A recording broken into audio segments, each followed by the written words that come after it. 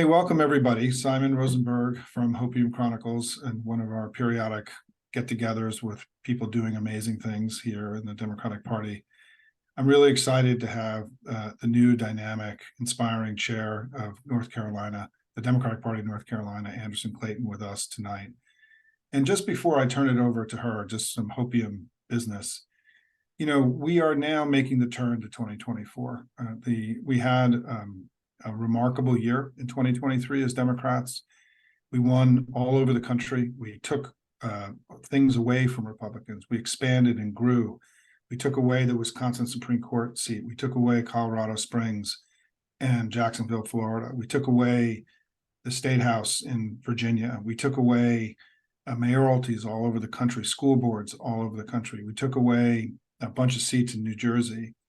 Andy Beshear grew his vote in Kentucky, and we took away, importantly, the 6-week abortion ban in Ohio. 2023 was a year of expansion and growth. It's been our view here. It's a foundational belief here at Hopium that the extremism of the Republican Party is creating opportunities for us to take demographic and geographic terrain away from them in this period. And we saw it happen all across the country. And on November 7th, after a year of success and winning, we really had a blue wave. And I mean, it's hard to, people haven't been calling it that, but we gained ground basically everywhere on November 7th, with the exception of Long Island and New York, which is a lot of our members care about. But this was not like 2022. In 2022, we had two elections. We had a bluer election inside the battleground where we gained ground, and we had a redder election outside where Republicans gained ground.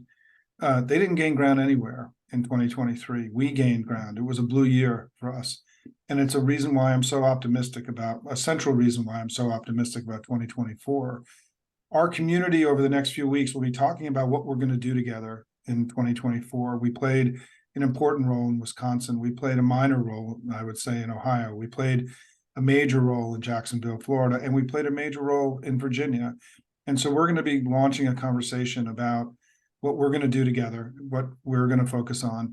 But one of the things that we're going to do is we're going to turn North Carolina blue.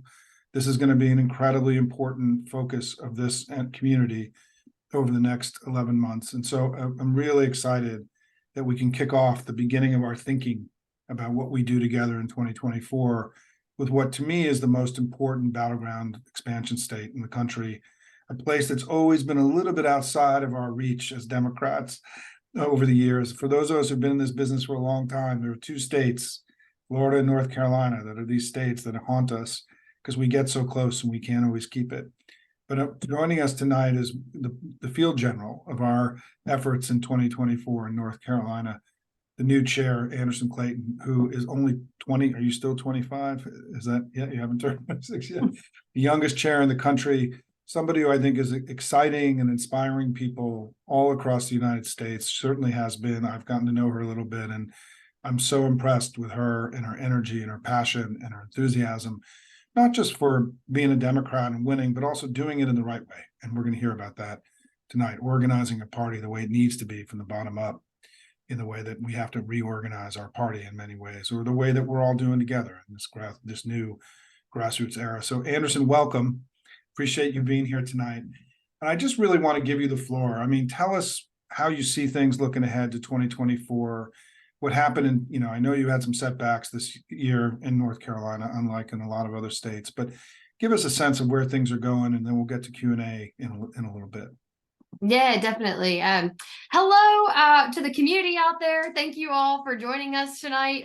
It's a Tuesday night, and to be honest with y'all could be doing anything else with your time right now, and sitting here listening to me talk is an interesting way to spend it. So I really appreciate it. And Simon, thank you for all that you do to uplift Democrats and honestly help our community grow even more than you already have. I joke with folks, when you've given service to this party for at least a year, it seems like 10. And so I think that you could have retired by now if you had wanted to, for how much dedication you've given to us. So just thank you for all that you've done for us. I am going to tell you all a little bit of backstory about me, because I think to know where the state party is headed in the future, it's important for you all to know who's leading it and a little bit about my background and story in getting here. I'm originally from Roxborough, North Carolina, so Person County.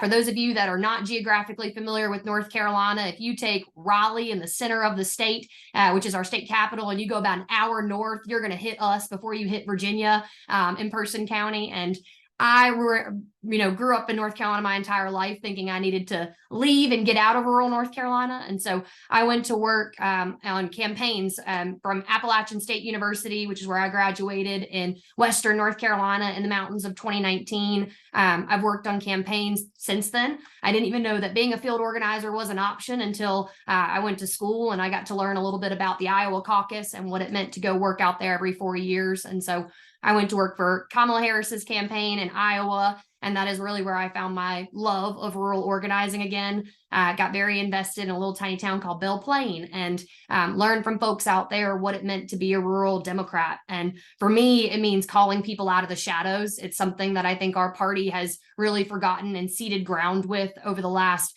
decade, but honestly longer than that, the last 30 years of this party in some cases, of looking at rural America as though it's not a place worth investing in. And I think that's why when I was growing up there, I always thought I needed to leave it. And so I worked for Kamala's campaign. I went on to work for Elizabeth Warren after Kamala Harris. I unfortunately dropped out of my presidential primary because I believe in getting a woman to the White House. And I went to work for in Kentucky for Amy McGrath's campaign after that. So I'm a field rat through and through. And I feel like that's important for a lot of you folks on here to know and to understand about me, because my background in this is a unprecedented one for someone to end up in a state party chair role at the age of 25. And a lot of people oftentimes ask me how that happened. And I think it's because of my background on national campaigns and working with people like you all from across the country who care about a greater future for this world that we all live in. And I left campaigns in 2020, or at least national campaigns, because I really didn't believe that our party was getting it in communities that looked like where I grew up. So I went back to rural North Carolina. I went back to Person County. I became a broadband analyst in my day job. So I'm trying to get people broadband access in rural communities across our state. And I became a Person County Democratic Party chair when I was 24, because I knew that investing in the base part of our party was going to recreate this notion that coming from the ground, change coming from the ground is what really matters. And so we had some really successful races in 2021 with flipping the Roxborough City Council race from red to blue. And a lot of people looked at me after that and they said, "Oh my God, Anderson, you've won in rural North Carolina. How did that happen?" And it was an amazing experience, but it was something that should have been happening across North Carolina all along. And I ran for state party chair because I believe that we have been leaving out Black and brown communities in rural North Carolina and our Black belt of our state. We've not been tapping into the demographics in our urban communities that we need to, and in our suburban communities that we need to as a party. And that involves having 100 county strong operational party that invests across the ground everywhere and that doesn't cede ground to a party like the Republican Party right now that's fully endorsed white supremacy. And that brings me to what Simon asked me to begin with, which was, what's the state of North Carolina at this moment in time? And it can look pretty dreary when you're looking at it from the outside if you don't have the perspective of what we have been able to do over the last 10 years, I think, in this state. In 2010, when Republicans took complete control over our state legislature, we saw a decline in what Democrats had formerly built in our state. North Carolina used to be the beacon of the South, especially because of education, because Democrats in the state knew that any state that out-educates us out-competes us. And so we built the UNC system, which is the best form of public higher education in the entire country. It's the best public education system in my mind. It's 16 schools throughout North Carolina that really engaged Democrats with going into a future of an economy in North Carolina that looked like business and tech and entrepreneurship like we had never seen before in this state and in the South. And Democrats did that. And so in 2010, when we went under a Republican majority in our state legislature, we saw a decline in that like none other. And really over the last 10 years, we've seen that decline go even further. And in 2018, when Democrats finally broke through the Republican supermajority in North Carolina, and we had Roy Cooper as our Democratic governor, we thought we were going to maintain ground again. And in 2020, unfortunately, we had losses. And in 2022, we had losses as well. And that's what led us to what we have right now, which is a Supreme Court that is fully Republican and that has rolled back voting rights in North Carolina in terms of voter ID, and also what looks like a a felon disenfranchisement law that came out earlier this year. And we're also looking at an abortion ban in our state right now that took place with a 12-week abortion ban in North Carolina under our Republican supermajority in our state legislature.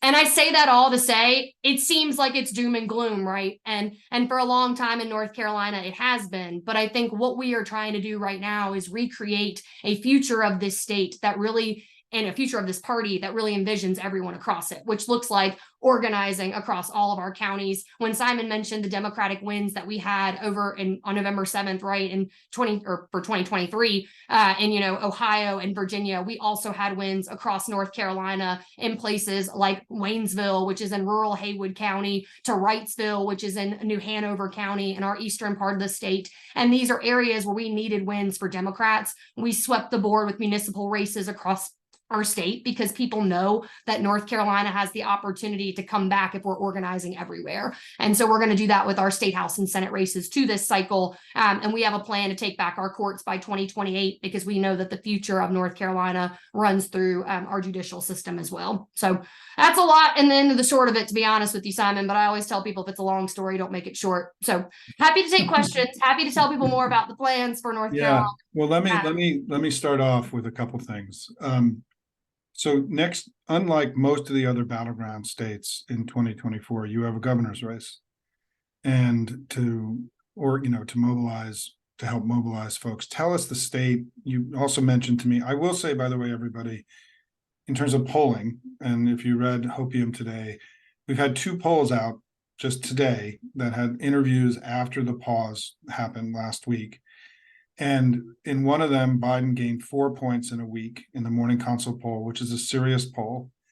And in the YouGov poll that just came out a couple hours ago, Biden was also ahead by 2 points. And so this drop that we had after, in the last few weeks, the ship appears to be riding a little bit. And it's just important for people to understand that. It's still early. There's going to be a lot of bad polls. There always are. But we've had movement now in 2 of the most credible, serious polls that towards Biden that is meaningful. And we have to take the wins, as we like to say here, when they come. But you had mentioned to me, Anderson, before we got on, that there was a new poll that just came out in North Carolina. And so talk to us about what the state looks like. Where is the state of polling? Where is Biden? Talk about the governor's race. Give us a little bit of the lay of the land for everybody. Yeah, we have the most important governor's race in the country next year against a GOP probably pick that's going to look like a person called Mark Robinson, who's our current lieutenant governor right now in North Carolina. And if y'all want to know a little bit of information about him, just go to realmarkrobinson.com. It's a website that the state party's put together on all of the research that we have done on the racist and xenophobic and anti-LGBTQ rhetoric that he has said throughout his entire career as lieutenant governor, and also within his right and his role within the Republican Party. We have, like I said, the governor's race, but we also have one of our most important Supreme Court races this upcoming year. Justice Allison Riggs, who's currently appointed to our Supreme Court by Governor Cooper. She's the youngest woman to ever serve on the Supreme Court, is going to be running again this year for re-election. And so we're really excited to have her and our governorship at the top of the ticket this year in North Carolina. The poll that Simon was referring to was a Meredith College poll that just came out in the last 2 weeks that had Joe Biden up from Donald Trump, and also had the Democrats ahead from the Republicans in the gubernatorial race as well. I mentioned that and saying I don't ride a roller coaster, to be honest with you. I ride what public opinion tells me and what people are saying on the ground. Like I said, I'm a field rat, so I think doors are more intentional and more impactful. And right now what we've seen is that a lot of people don't know who any of the people that are running for governor are or who they are. And one of the things that we're going to have to do is really educate folks on all of the people that we have within our gubernatorial race right now, along with knowing who Mark Robinson is going to be and painting that picture for them at the end of the day too. And I can just say, as a national guy, that Mark Robinson is among the most extreme candidates that's emerged in this MAGA period, and also a little loony, right? I mean, in addition to being an extremist, he's a wild performer. And so we're going to have the ability to, if part of the reason we've been successful in other places all around the country is there is this fear of MAGA in the electorate. And with Trump at the top of the ticket with Mark Robinson, this is going to be super MAGA, ultra MAGA, fire breathing MAGA in North Carolina. And not even to say that, right? We also have Dan Bishop, who's running for our attorney general, which some of you may know because we had one congressional member from our delegation, Jeff Jackson, just recently announced that he's going to be running in our attorney general's race as well. But I think that we've seen, right, the fact that we could have potentially Donald Trump, Mark Robinson, and Dan Bishop at the top of the ticket in North Carolina is a really scary thought for GOP extremism, right? And just showcasing that. Dan Bishop was who famously instituted the bathroom bill in North Carolina, for those folks that don't remember that, but might remember national headlines about it coming out of my state. And I'll say, Anderson, it's interesting. In the early days of my previous organization, NDN, we actually led congressional delegation trips to RTP, to Research Triangle Park, to understand about the way that North Carolina had committed to winning the future through public higher ed, but also enormous investments in just traditional public education in the schools, while also creating this climate, right, for high-tech innovation and so on. And I brought dozens of members of Congress over the years to go learn what North Carolina was doing. And North Carolina was this education beacon, this sort of place that, as you pointed out, the new South, right, that was rising from the old South. And it is amazing how much that's been torn down. I mean, just listening to you now talk about it, it's such an incredibly important understanding of that state, because remember, since 2004, we've had 6 states have moved since Bush won and won the popular vote and the electoral college vote. 6 states have gone from Republican to Democrat: Virginia and Georgia, right, and new South states, and 4 Southwestern states: Arizona, Colorado, Nevada, New Mexico. And so North Carolina really was on a very similar track, right, to Virginia and Georgia. And it's really now, I mean, I like to say that there are 2 states that we really have to work to liberate from extremists who've taken over their state. And it's Wisconsin and North Carolina in this cycle. Now, obviously, Ohio with David Pepper and all the work he's doing. But of the battleground states, there are 2 places where the Republican Party has really gone to very illiberal and anti-democratic and extreme places for states that essentially are purple states, right? And so talk about how you think the abortion issue is going to play out next year. We saw that in Virginia, the 15-week abortion ban was harmful to them in this election. You've got a 12-week ban, is it, in North Carolina? What's your early thinking about that, Anderson? A 12-week ban, a 10-week medicinal ban, and if Mark Robinson would be my governor in 2024, it would be a total abortion ban. And I think that is important for people to know. It's something that I'm going to make sure that college campuses are very well aware of next year, and women across my state, because I think that the right to bodily autonomy is something that is so important for people everywhere. And we've seen it from not just polling in young folks, but also polling from Republican women. I mean, it's not an issue that I think is worth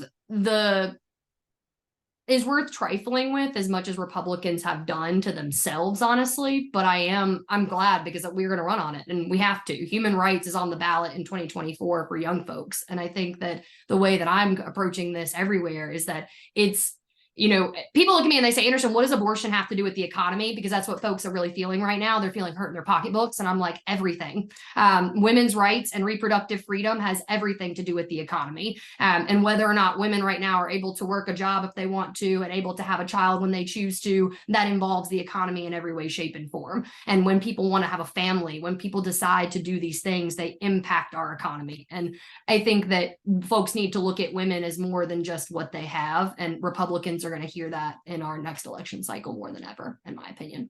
Well, one of the most interesting things that happened in Virginia, and our community was very, very involved in Virginia, was that there was an immediate, within a few days of the House flipping to the Democrats, the House Republicans publicly criticized Youngkin for pushing the 15-week ban, which they believe cost them the election in November. And what's going to be very interesting in 2024 is that Republicans in states like Florida, where there's a 6-week ban, and there will be a ballot initiative, in states like North Carolina that have passed these far more restricted bans, or who have candidates who are, because let's be very clear, the total ban with no exceptions polls at like 10, 15%. You know, we're talking about some of the most unpopular proposals that you can possibly come up with in our politics about something that's important, right, to people. And in Virginia, we just saw the 15-week ban help being instrumental in us flipping a chamber. And I think that part of the dynamic of this 2024 that I don't think has really been adequately debated, discussed yet. I mean, we're in the early days of this, is that it's not just going to be Biden and Trump. The Trump, I think, trying desperately to moderate on abortion, even though there's no one more responsible for ending Roe than Donald Trump. He is the single person most responsible for putting us in the position that we're in. He won't be able to escape it. But the way that we conduct these campaigns in the states, at the state legislative level and the congressional level, and Attorney General and others, this is going to be very consequential. And, you know, because in 2022, Roe, the ending of Roe happened relatively late in the cycle, right? It happened in June. And so now we know, right? We won in Ohio. We've won, I'm very excited about the ballot initiative and the opportunities in Florida, for example. This is going to be you guys, I think, are going to be really in one of the most important battlegrounds in the country on this issue in 2024 in a way that I don't think is adequately understood yet. And I keep smiling whenever Simon says North Carolina is the most important battleground in the country, because I just can't help myself. I'm like, yes, say it more, say it louder so that more people will hear it. Hopefully, because according to the New York Times, sometimes North Carolina is not considered a battleground state for some reason, y'all. I'm not quite sure yet, but no, it's ridiculous. we are. Remember that. I've seen a lot of private polling this year, and there's no question that we can win.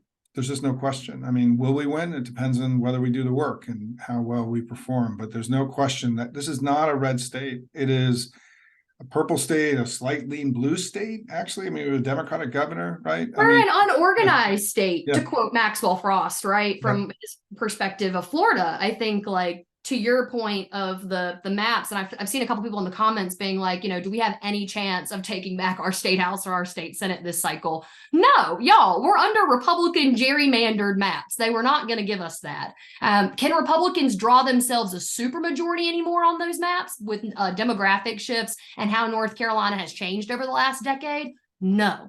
Which is the important part of that, which means we have to be recruiting people in every single state house and senate district, because the margins matter in North Carolina more than anything. And to Simon's credit, when he talks about us being the closest battleground, North Carolina was lost by 74,000 votes in 2020. It is less than a percentage point. It is a field margin for my field rats out there as well. And then Sherry Beasley, unfortunately, lost a United States Senate race by 134,000 votes in 2022.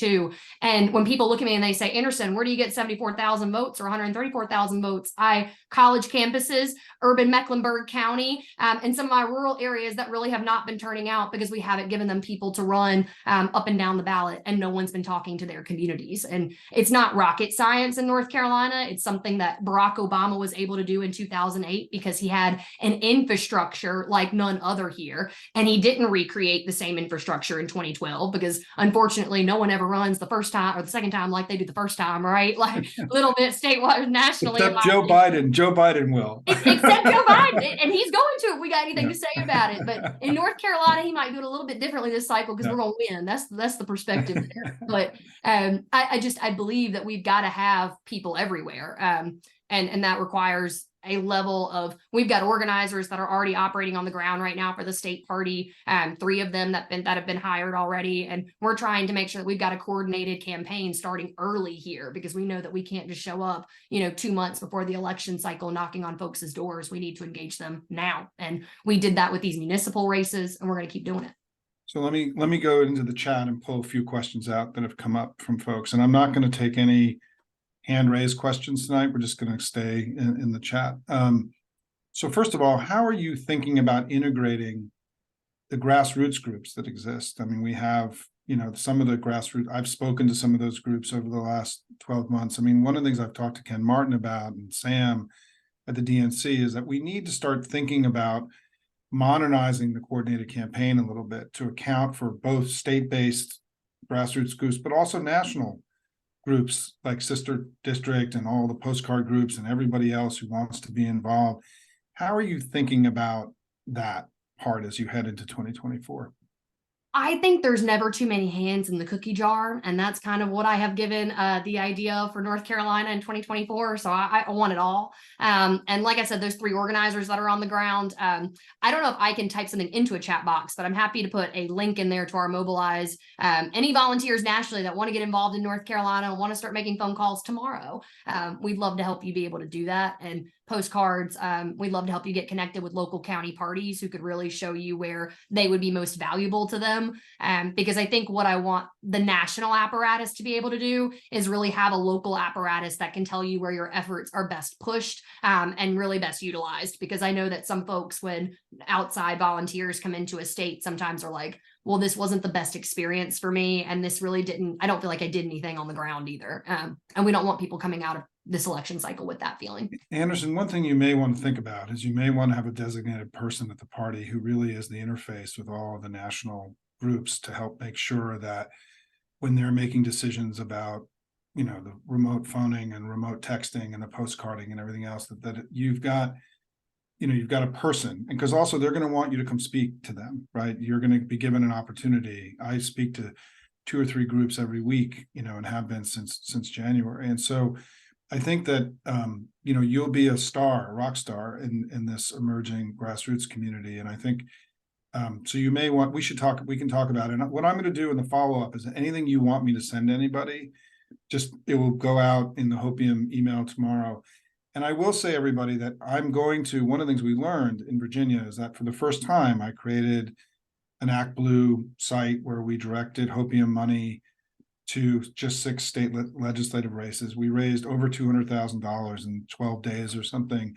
And I think the other month of fundraising we did, which I didn't actually track, we could have easily been at $250,000, $300,000, in Virginia.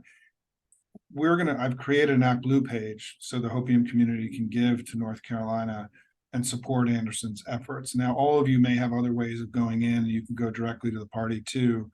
But there will be, starting tomorrow, the first 2024 Hopium ActBlue page encouraging people to give. And tell us about the giving limits for the party in North Carolina, Anderson.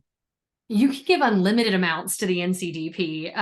We have a state account and we have a federal account. Our federal account limit is $10,000, but once you get done with that, you just come right over to my state account too. But I also love grassroots dollars. Those are my favorite kind, to be honest, because monthly donors are what power a state party, if folks do not know. And what I like to tell people is that it is great to give your money anywhere, especially to Democratic candidates and to state parties. But what I will say, we're funding a ground war right now. Y'all just heard me say we were hiring 3 organizers already. I want to put more on the ground.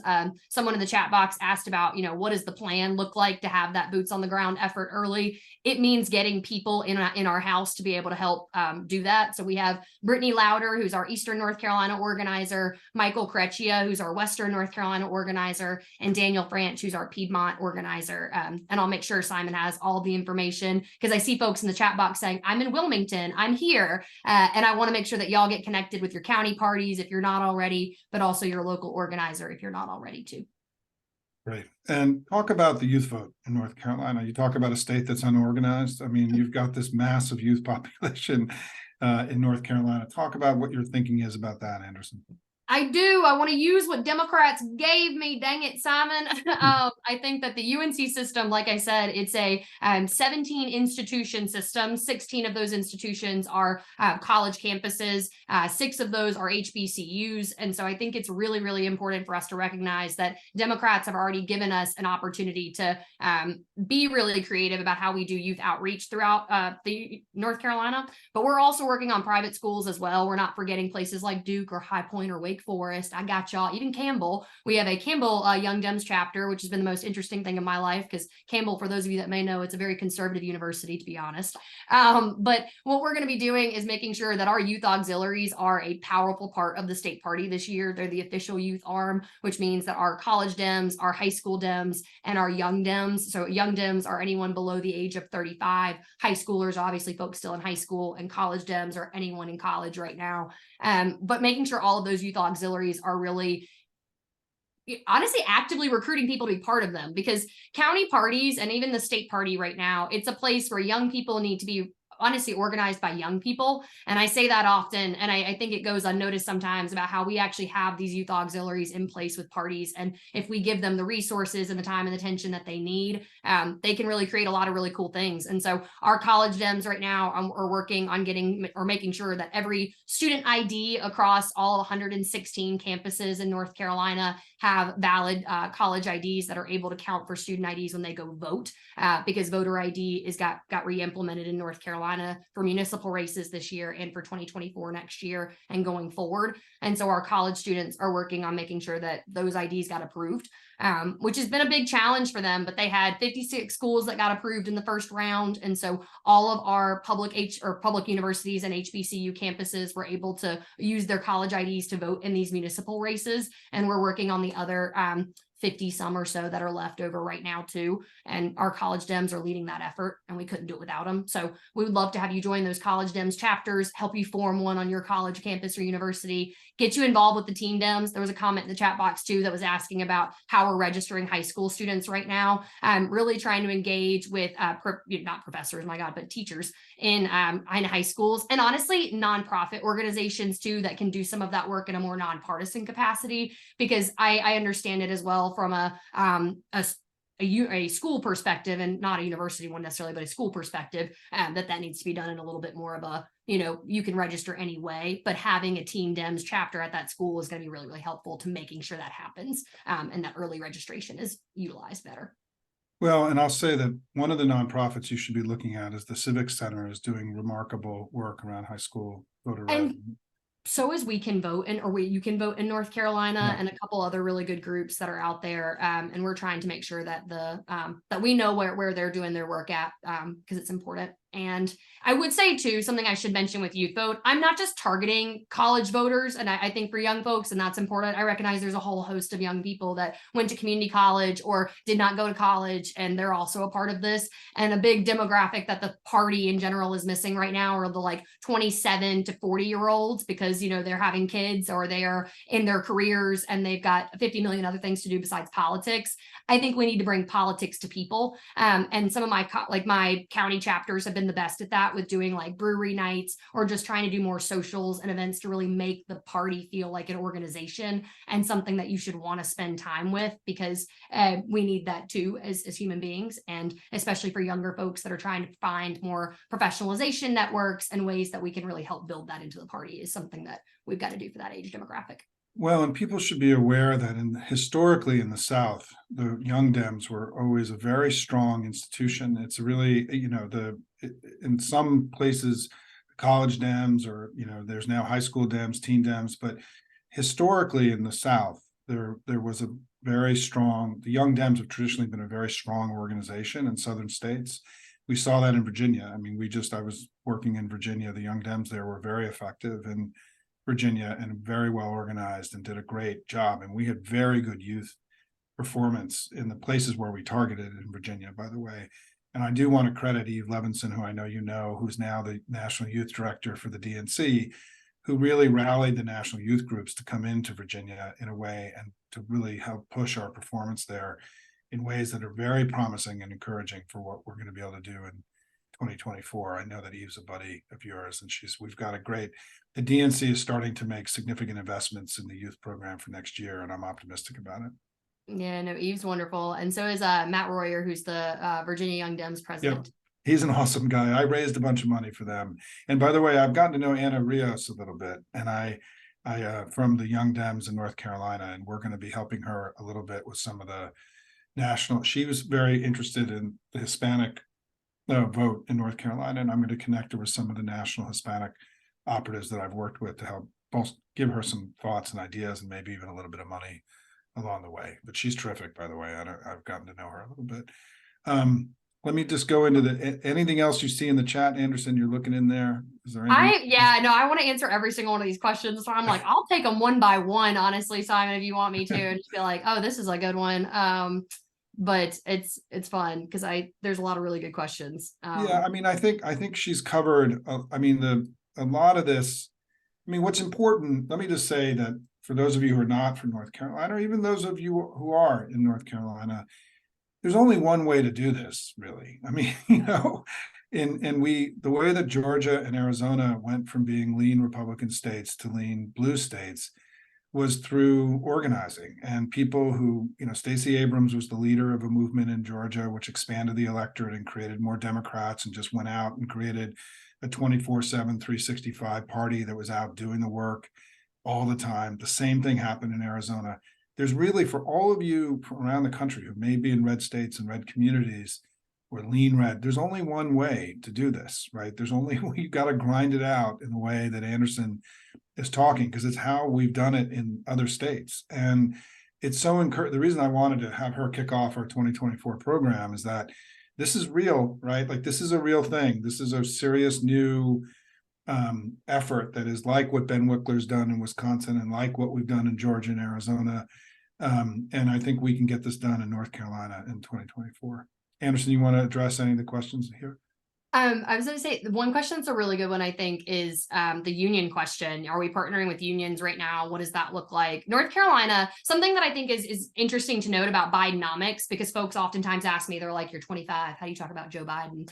And I think it's important because I'm from rural North Carolina. And so the fact that this administration is the first federal administration that has chosen to invest money directly into communities is a really powerful story to tell to a region and to an area like rural America that has been divested from so much. And oftentimes when they hear the word union, especially in the South, they have a visceral reaction to it because the only thing that they hear when they hear the word union are jobs leaving to go overseas. And that's in part due to the fact of North Carolina's economic history with manufacturing and how when, we had a manufacturers association that was really engaging with union busting and trying to prevent folks across the country from engaging in unionization, we saw a decline in workers' rights, but also with the sellout of companies and major manufacturing companies that chose to go overseas for cheaper labor under the threat of that in the South. And something that I have said oftentimes is that the rebuild of the Democratic Party in the South goes hand in hand with the labor movement here too, because we need to tell people that we are the party of unions and workers' rights, and rebuilding that right now, I think, happens through building political power back with the Democratic Party in this region. And so Braxton Winston is running for Commissioner of Labor this year in North Carolina. He is absolutely phenomenal. He's the mayor pro tem out of Charlotte right now, is a union member himself, but is also running to help put us back in the position of power again to help workers. North Carolina ranks #1 in business, but we are number 52 in workers' rights in the entire country. And that has to do with the fact that we're still a right to work state. And something where I say, and I talked about Joe Biden first, because folks ask me all the time, why does Bidenomics not seem like it's impacting this region specifically? And I say, because North Carolina is a right to work state. And when you look at what came out of the bipartisan infrastructure bill and the American Rescue Plan Act, those were union jobs. And so if you're not the communication workers of America that's directly impacted or that's getting money, honestly, from this infrastructure bill, and that you're able to have the workforce to fulfill that, right? Most of the southern states right now are struggling because of that. And they're struggling because their state legislatures are Republican and they're enforcing those right to work laws in ways that we have just not really, I think, fully seen across the country before. So that's something that we're working on hand in hand with all of our local folks here, but also nationally too, because this is it's a regional strategy that we need to engage in. And so we got a couple of questions about our gubernatorial candidate. Can you talk about Josh Stein a little bit? So there are two people in the gubernatorial race, actually. And so there is a primary. The party stays out of primaries as of right now, but I can talk about both of them because I think they're both fantastic. We have our attorney general, who is named Josh Stein, obviously, as a lot of y'all probably know and recognize. He has been a big face in North Carolina for the last 8 years as our attorney general and is running for governor. And then we also have Mike Morgan, who's our former Supreme Court justice, who's been on the bench majority of his life, honestly, and is also running for governor right now too. And so whoever we have come out of that is going to be going up against one.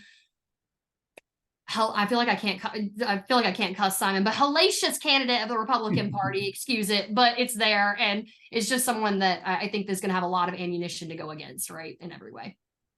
I want to say I'm a little partial to Josh because his sister and I were very close friends in college, and I know the family, and Gerda, who may be here tonight. I don't know. Gerda Stein is an old and dear friend of mine. And so I'm a little partial to the attorney general. I just have to say myself.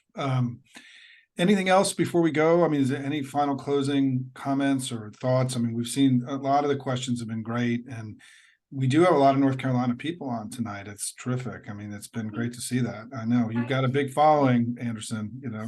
No, I'm very excited about it. I have a lot of answers to these questions too. I have office hours that I do every Monday. My email is on the state party website, and I'm happy to follow up with them or follow up with anybody about all of these, because they are some niche questions that I don't know that Simon wants to sit on here and have me answer for another hour and a half of his life potentially. But what I will say is that North Carolina, if you take a couple things away from this call, North Carolina is a winnable state in 2024, but we have got to do the work now, which means investing early. I tell people I got my start as an intern in 2018 at Emily's List, and the whole acronym early money is like yeast. It makes the dough rise, you know. Early money in 2023 is going to be money that is going to be well spent in 2024 when it comes to organizers, boots on the ground effort across all 100 counties. These municipal races were just the beginning to what we could do as a party if we have that local investment. And I know that somebody else had also asked about an update for state house and Senate candidates that are running this cycle. We still do have open seats. And so if you are someone in some of my rural counties out in Eastern North Carolina or in Western North Carolina, and you'd like to help us recruit, or you'd like to run for office yourself, also please send me an email after this, or please follow up with Simon's email tomorrow. We'd love to have you participate in North Carolina Dems as much as possible.